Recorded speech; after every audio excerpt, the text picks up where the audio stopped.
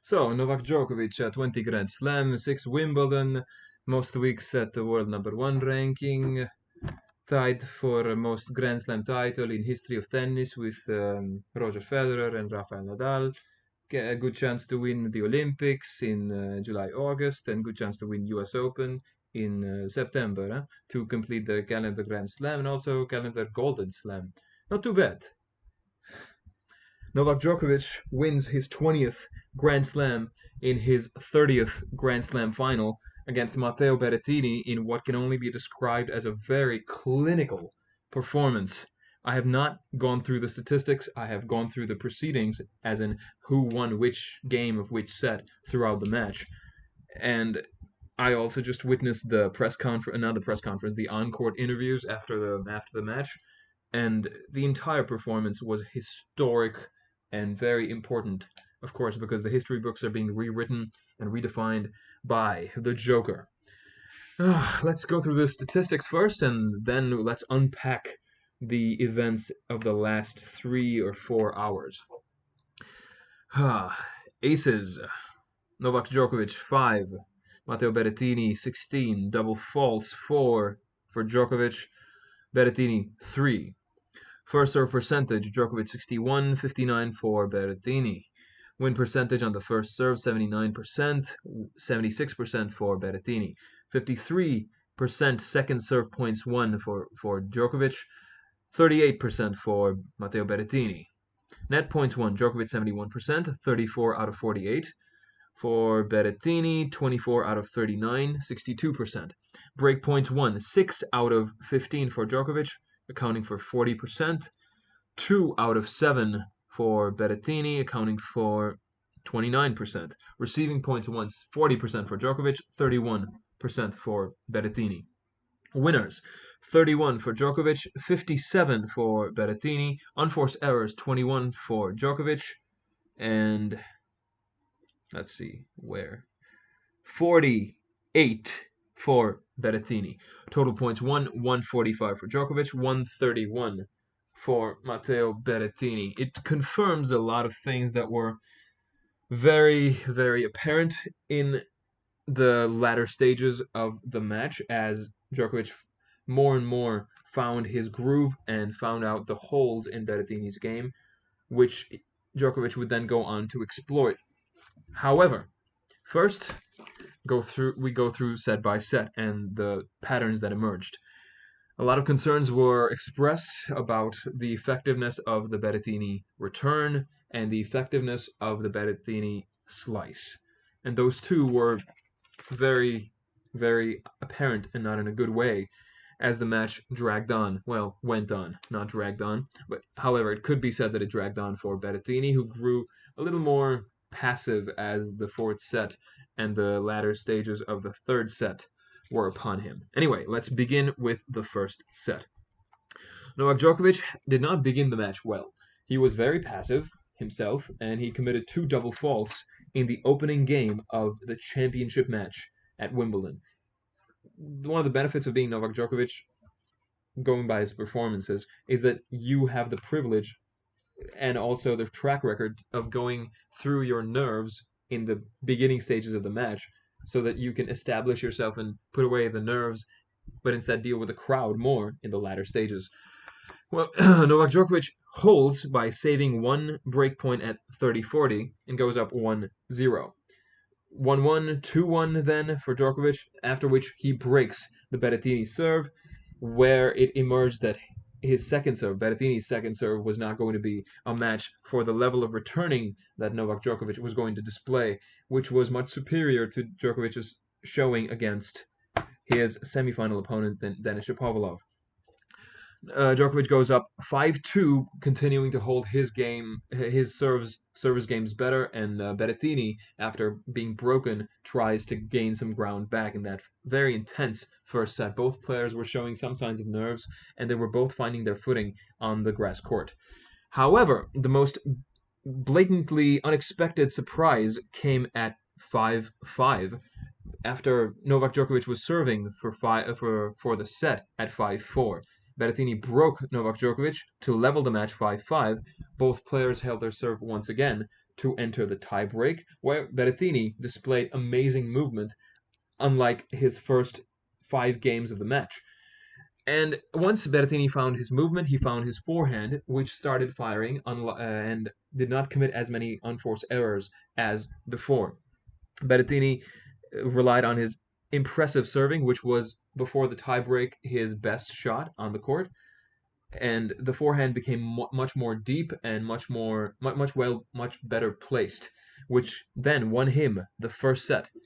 And pausing the match right there, Berrettini accomplished something amazing. Very few players can actually claim that they were behind in a set against Novak Djokovic and then return not to just level that set, but to beat Novak Djokovic in that set. Sorry for the noise. Anyway, so Berrettini accomplished something unprecedented, at least in recent memory, because not a lot of players have managed to do that. In fact, you can say that Tsitsipas managed to do that at the French Open, but not in this way. He was ahead in the first set, and he was in general playing better tennis. He warded off Novak Djokovic's set point, as did Berrettini in the first set.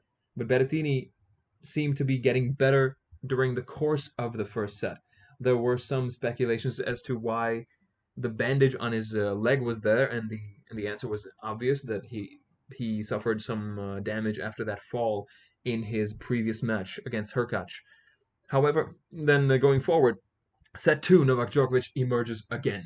He breaks in the first game to gain the advantage, and he carries that advantage forward to 3-0.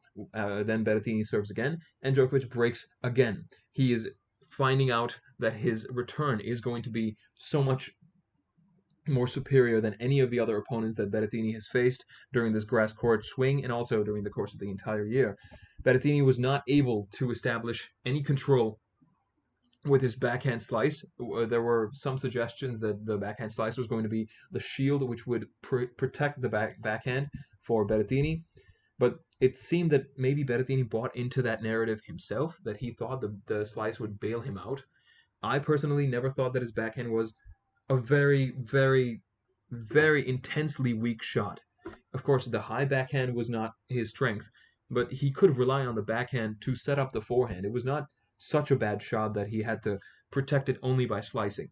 Berrettini, to his credit, used the slice very effectively against Hurkacz, so there's some logic behind him hiding behind the slice, but the slice was not good enough. Oftentimes, he was hitting the slice right to the tape of the net, and that happened numerous times. And during the course of the second set, there was no indication of Berrettini coming back to life and finding some form on the ground strokes. But again, he surprised everyone for the second time. This time in the second set, after being down 2 breaks of serve at 4-0, Berrettini breaks Djokovic's serve at 5-2 to go up 5 to reduce the deficit to 5-3. Novak Djokovic then served for the set at 5-4, his second opportunity, Djokovic's second opportunity to serve for the second set, and this time he was able to do so. In the first set, Djokovic had 5-4, he was not able to close the set. At 5-3, Djokovic had the chance to close the set. He was not able to. At what point was the first? There were 2 instances in the second set where Djokovic was in a position to serve for the set. At 5-2, he tried to serve for the set, unable to do so. So, first 2 tries in the match that Djokovic had to close out a set on his serve, he was not able to do that. But finally, on the third time of calling, up 5-4 on his serve, Djokovic closed out the second set to level the match at 1-all. The forehand for Berrettini was the biggest question mark for me, because it's not as if he was not able to produce, but there were too many unforced errors. Now, this is where the Djokovic match gets very complex, because how many of those errors are really unforced? I also mentioned this in the match between Djokovic and Shapovalov. Shapovalov knows he's facing Novak Djokovic, just like Berrettini knows he's facing Novak Djokovic. And all offensive players rely on their offense. They are stroke players, so they would want to force the issue, want to find that angle that maybe Djokovic would not be able to reach, or find that great approach shot after which they can approach the net and slot away the volley winner. in this quest, they go for way too much. I believe there's some scope to maybe train the next gen or anyone who faces Djokovic to be a little more patient, to be a little less eager to pull the trigger, because more often than not, they're doing it prematurely. They're trying to go for the big shots, and they do possess those shots. But Djokovic does not give you that opportunity all that early in the rally.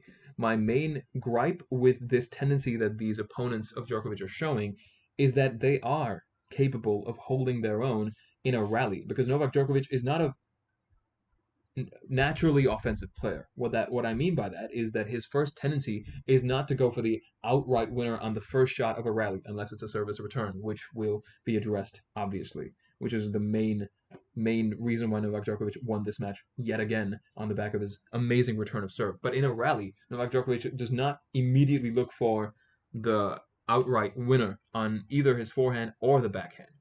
Given that, you would think that some of these players would try to extend the rallies and see how long they can themselves display their shot tolerance. Berrettini's backhand was too brittle in this match. Either he did not have enough confidence in it against Novak Djokovic's obviously more dependable backhand compared to Berrettini's own backhand, but the slice was not working either, which gave Novak Djokovic a very easy strategy to target that backhand. And on his own serves, Novak Djokovic's own serves, he realized that Berrettini's return is nowhere near the level required to beat Djokovic. So Djokovic was approaching the net very often, as evident in his 48 approaches to the net. A lot of those are serve and volley winners, and Berrettini had no answer to those.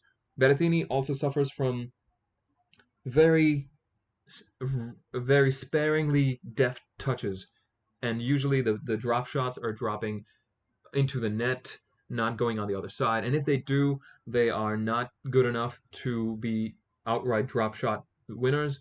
Novak Djokovic would reach there, then he would cause Berrettini to have a difficult return on the volley, and then Novak would just slot the open court winner, volley winner himself. Novak Djokovic's net game was so much superior to Berrettini, and it was never more apparent than when Novak Djokovic was serving and volleying. The third set's flow was rather, it was probably the more uneventful set until the latter stages compared to the other three sets in the match. Was Novak Djokovic broke at 1-1 to go up 2-1, and he never relinquished that advantage. He was up.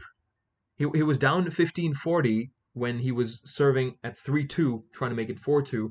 Novak Djokovic was down 15-40, and then again in another display of his unmatched mental strength and also presence in the moment, Novak Djokovic goes up 4-2 after winning 4 straight points. And that was again the characteristic feature, as on the other side of the net, the Berrettini forehand was the component that was holding this match together and giving the spectators, who were obviously rooting for Berrettini, the underdog, the forehand was giving them some hope for a 5-set match, which would be facilitated by a third set victory of going to Berrettini. But that was not to be, because Novak Djokovic served out the third set on his own serve, on the back of all the lovely components and adjustments and very effective modifications that he made based on his opponent. Another reiteration from the earlier matches, that the prior matches that Djokovic has had against the next gen, is that he has this innate ability to read the conditions and then read his opponent, and he's able to concoct this evil genius strategy, which is going to unlock the door to victory for Djokovic. And that is in response to all the conditions, in response to the bounce at Wimbledon, in response to how he's feeling on court, and in response to how the opponent is managing the event of the Wimbledon final. And being overwhelmed by the moment is something that I will also address at the end of the video, and I want to write that down, but I cannot find the pen. Anyway, so the fourth set, Berrettini, to his credit, and this is where I have to also shower praise on the first-time Grand Slam finalist, he did not disappear. It was not as if he ever gave up. It was never apparent that he was not running for the balls as hard or that he lost faith in his shots.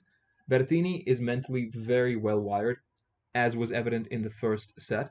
He just does not possess the game yet to trouble someone at the level of Novak Djokovic. But then again, who is right now? Nobody. But Berrettini came very close. He won one set against Djokovic, which has not happened since the first match of Wimbledon. And that set that Novak Djokovic lost to Jack Draper was probably a product of the novelty of the grass and the, as Djokovic called it, the virgin grass. He was slipping and falling, and he lost the first set. Since then, the first set that Djokovic lost in the entire tournament was the one that Berrettini won. Now, going back to the fourth set, Berrettini began well, and he tried to impose himself again with his big weapons, the serve and the forehand. Berrettini could have at least relied more on his movement, but that was not to be because it just seemed that Berrettini's movement was one-dimensional. I believe he needs to serve and volley more. Maybe he just does not practice it enough or does not find himself naturally inclined to try that. But I would really be interested to see how well he would serve and volley because Djokovic was doing that all the time. Well, virtually all the time today. And that reaped him many rewards. Berrettini could also do that given how much pace and how much weight that ball possesses after Berrettini serves it. Even the second serve of Berrettini is very, very heavy. So I do not see any reason why serving and volleying cannot be an option for Berrettini. I think that's something that's also missing in his toolkit at the moment. But in the fourth set, Djokovic broke at 3-3. Then he broke Berrettini to go up 4-3. And that is when it was very apparent that the end was nigh because at this point, given how well Djokovic was handling the moment, obviously, because he's Novak Djokovic, there was no way that one would anticipate Berrettini equaling the match. Again, everyone was wanting a fifth set, which is why there were lots of crowd cheers for Berrettini points when he won those points, and there were loud audible chants of Matteo, Matteo, but it was not to be because Novak Djokovic was again then absorbing that energy from the crowd and then throwing it right back at them.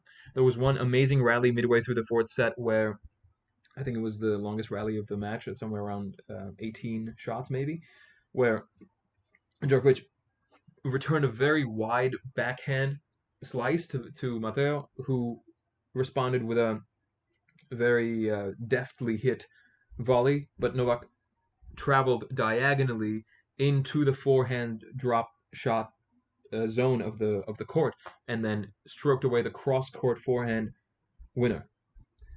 And then, in classic Novak fashion, he raises his hands and beckons the crowd to be more against him.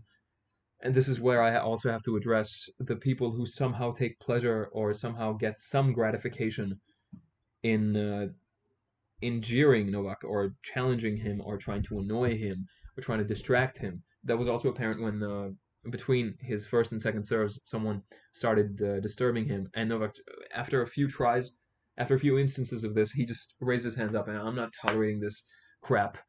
So he was agitated. Novak has to be agitated, and then he finds, as he calls it, his inner wolf to find his better and superior level. And I was watching the broadcast, and one of the commentators just they were saying he's not had any negative emotions in the match. Somewhere around the third set, they were citing Novak's calm demeanor as the reason for that. And then later on, when Novak was interacting with the crowd and not letting Berrettini break back in the fourth set, then the commentators remarked that it seems as if the more he is emitting emotion, I'm paraphrasing, the more Djokovic is getting emotions out, the better he's playing. And is that really surprising to anyone? Why would you rile Djokovic up? And was it really surprising to the commentators? Have they been watching Novak Djokovic's matches? I don't know.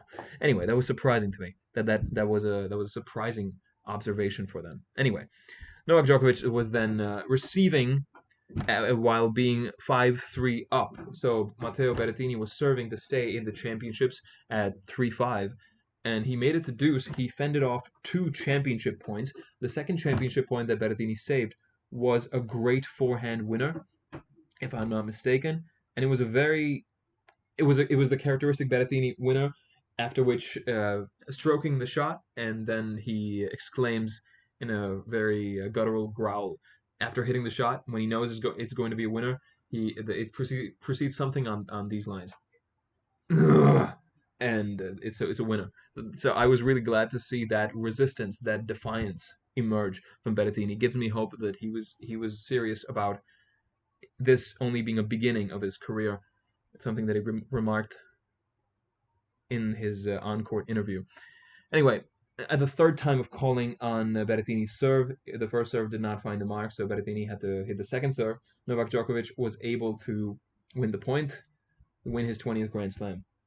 He fell to the ground, went up to his box, came down, ate the grass, relished the moment, did his forward direction grateful gesticulation, and continued to celebrate the moment, first in private when he went back to his chair and kept all his gear in its place and just had a moment to himself. Some some observations from the match, after which I will address the press conference and something that I hope is not just a one-off from Matteo Berrettini.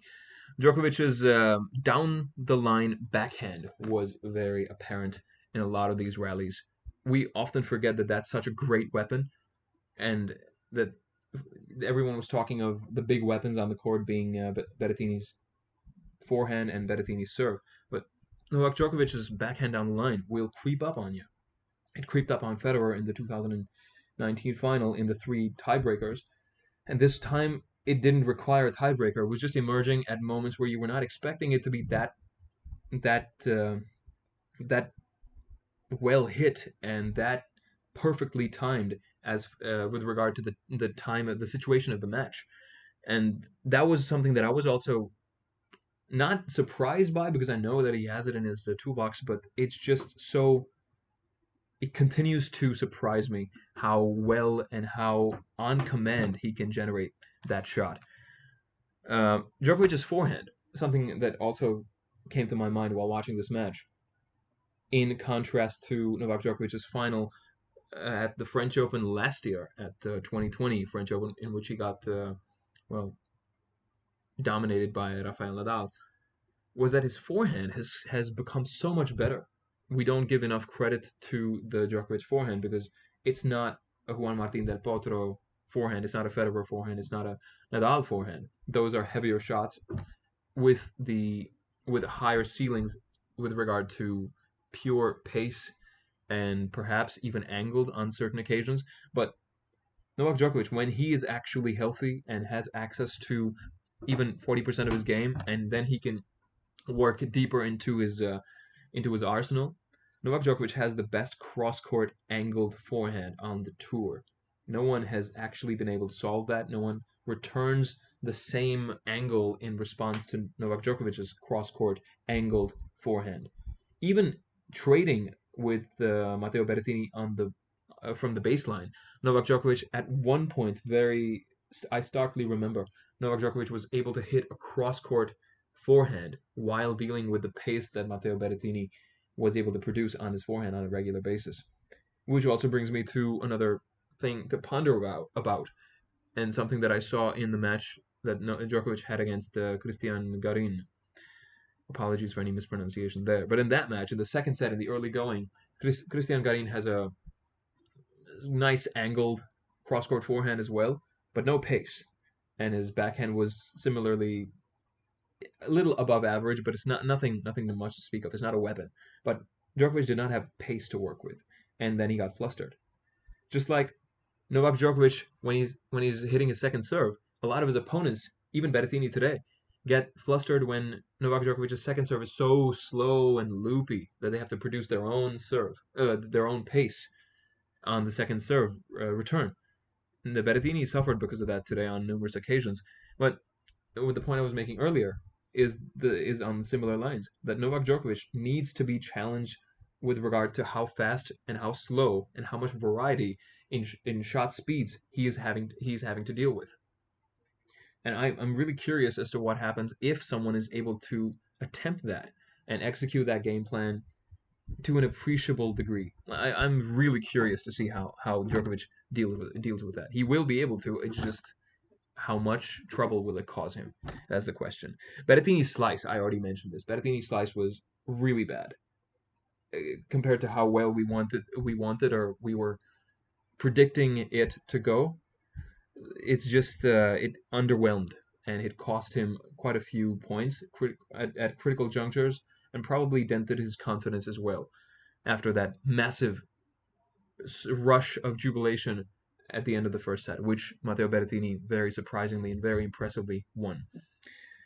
But Berrettini's serve bailed him out on numerous occasions. Like I said, there are few holes in Berrettini's game. Of course, the backhand has to be relied upon more. I believe the foundation for a great, dependable backhand is there. He just has to be more confident in the shot. He has to practice the slice more, but he also has to build the shot, the topspin backhand, as a dependable cornerstone in defense, which it is not. It definitely was not in this match. Berrettini, I also covered this earlier, but he was going for a lot. He was going for a lot at junctures where he didn't have to. He could have just kept on going. And I question whether the next gen actually has any belief about holding their own in a rally with Novak Djokovic. As mentioned before, Novak Djokovic is not a very naturally offensive player. He has the shots, he can of course do it, but he will not immediately blast you off the court unless it's the cross-court forehand, which displaces you off the court and opens the door for easy a winner, a diagonal winner.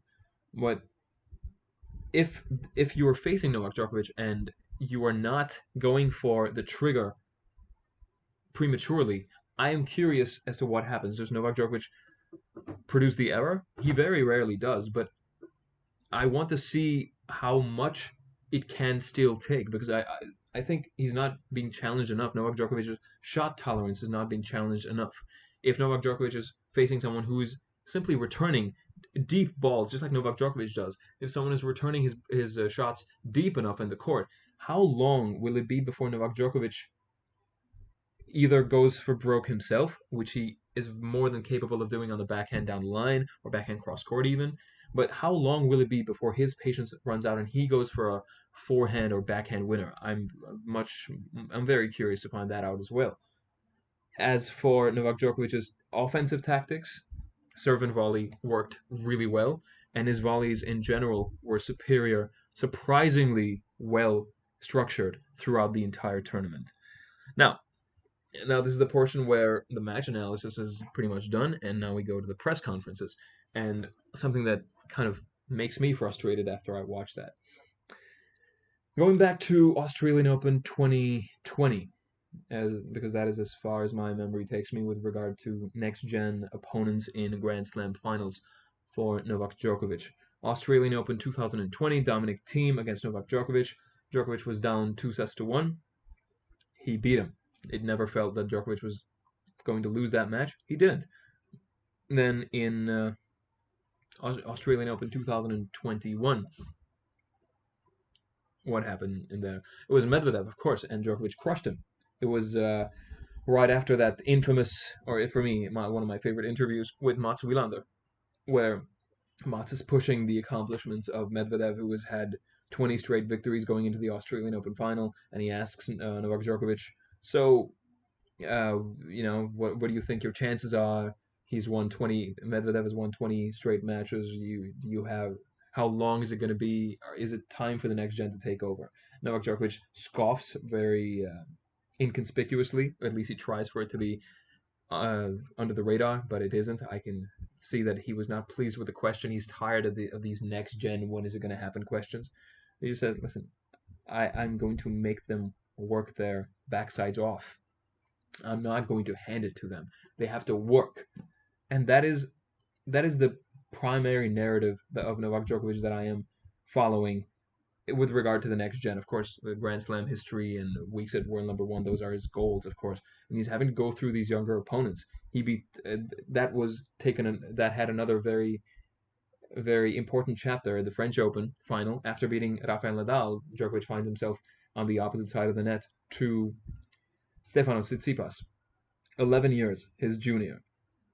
Djokovic finds himself 2 sets to love down, goes to the locker room, gets a change of attire, and returns with a renewed spirit, wins 3 sets on the trot to beat Stefanos Tsitsipas.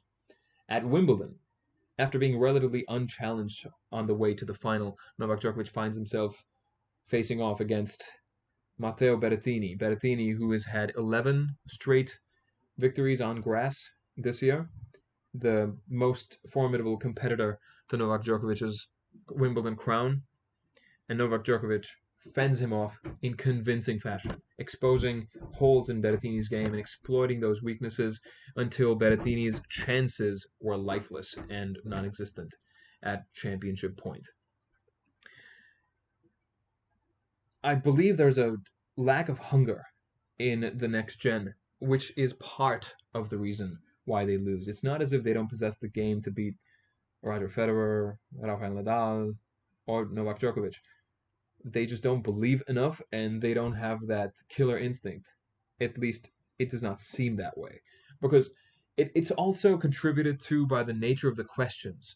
I will cite the different sentiments invoked in me after watching the ceremony, the interview with Berrettini, and then the interview with Novak Djokovic, on-court post-match interview. Berrettini, of course, I will preface this by saying, who knows? Because I've never been to a Grand Slam final, so I don't know what they're going through. The emotions must be incredibly difficult to manage. And the fact that Berrettini was able to get the first set, the fact that Tsitsipas was able to get 2 sets at the French Open, and the fact that the team was able to get 2 sets at Australian Open 2020, those are incredible achievements. And it speaks to volumes about their game and their belief in themselves, but the ability to finish those tasks is missing. And one of the reasons why I think that is missing is the way these situations are presented to them, as in the next gen who find themselves in finals, and then how they react to it. There has to be a certain amount of gratitude when you are entering your first Grand Slam final against Novak Djokovic, more or less. So there has to be a certain level of grandeur that you're feeling around you, the novelty, the gratitude, obviously, but then it leaves you very easy to be overwhelmed by the moment, by the people, by the court itself, by the occasion, the ambiance. It's too much for you to handle, and that was evident in the post-match interview that Berrettini gave. He's grateful to be in a final. He congratulated Novak Djokovic's team. He then thanked his own team and family for their continued support, and then he's the very positive remark there that he hoped that it was the start of a very successful career, and that deserves all the applause and more.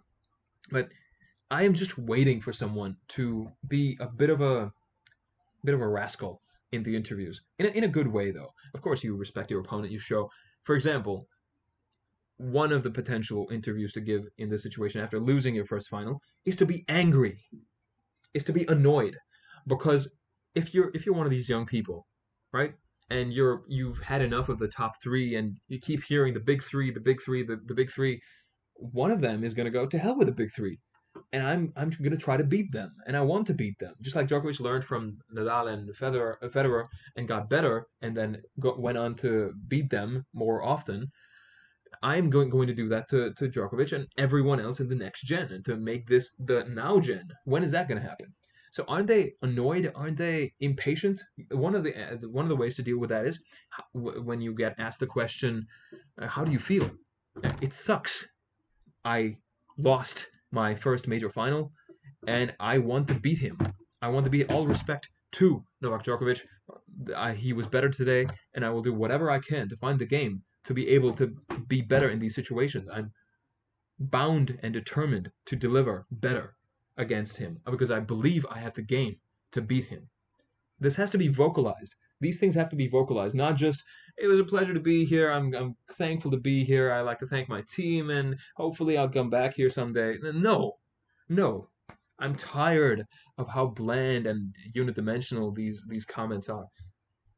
Again, I would like to now acknowledge that what Berrettini has done in the grass court season is amazing, and I'm not advocating for any of them, any of the next gen, to be disrespectful, but I want them to be more determined to win. I understand that the first Grand Slam final must be an unprecedented occasion in their lives, the best day in Berrettini's tennis career, as he has himself stated in his semifinal post-match interview. But you need to be hungrier for more. You cannot be satiated. That brings me with a good segue to Novak Djokovic's on-court interview. He was asked about his achievement, obviously, and then he was asked about his team. He answered those questions very succinctly and very, very articulately.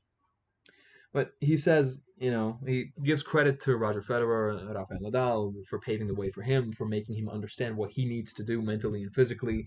He cited the end of 2010 and the beginning of 2011 as a turning point, which has meant that the last 10 years of his career have been a beautiful journey on route to be a 20-time Grand Slam champion and a 6-time Wimbledon champion. He reiterated his story of wanting to be Wimbledon champion at the age of 7 and making a trophy out of improvised materials, and he emphasized on that as well. And then he said that it's not close to being over. It's not over. I will continue. He states his goals confidently. I want the others to take a page off of this and continue their own chapter in a more driven way. No one. He's not grateful. He's not just grateful. He's not happy and content with being at 20. Just like he was not grateful. Of course, he was grateful, but he was not content. Because once you're content, you're done. Usually, in any sport, if you're not driven, if you're not a hungry fighter, for example, there's a very popular saying in the sport of fighting, combat sports, that if you're waking up every morning in linen clothing, in linen pajamas, you have no way of beating the guy who's training, going uphill, downhill, raising tree logs on his shoulders, practicing like a maniac. The hunger is required. I want the challengers to have some more hunger. Not just, oh, we'll wait it out. And Djokovic is 34. He's got to be old someday. No, you, the next gen, are getting older. Team is, I think, 27 years old. Berrettini's 25 years old. Tsitsipas, Shapovalov are a bit younger. But you're going to be old soon. So your next gen thing is only next gen because the other people are much older. After a point, you have to be ashamed of yourself. And that shame has to translate into anger, determination, will. And I don't see that, and it's a bit concerning. But being a fan of the big three, it's always great. They're gonna be passive and tame, and they're gonna be walkovers. It's just what I am getting from these interviews. They are obviously not walkovers. They are premier top 5, top 10 players in the world who are amazing at what they do, and they are one of a few of the best players on tour today. But they are not close to the best, and that is what they have to target. If you're not wanting to go, if you don't go too far, you're not going to get far enough. That's a Chael Sonnen line from one of his post-match interviews, but that is very true. In this case, Berrettini, for example, one of the next gen, has to say, yeah, I'm happy that I was in the final. Djokovic is better, but I want more. And that thing is just missing entirely.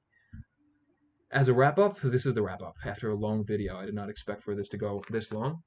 But anyway, all respect to the champion, the undisputed world number one, 20 Grand Slams, in a position to try to win the Olympics and then win the US Open.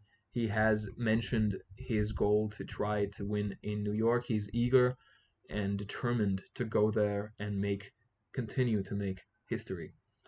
You're looking forward to the rest, looking forward to the Olympics, at which point I shall return with my reviews, I believe. I'm not entirely sure, but it's been a privilege to watch Wimbledon again. I missed it last year, missed it like hell, and I'm really, really interested to see how the next chapter of Novak Djokovic's 2021 season, historic 2021 season, continues.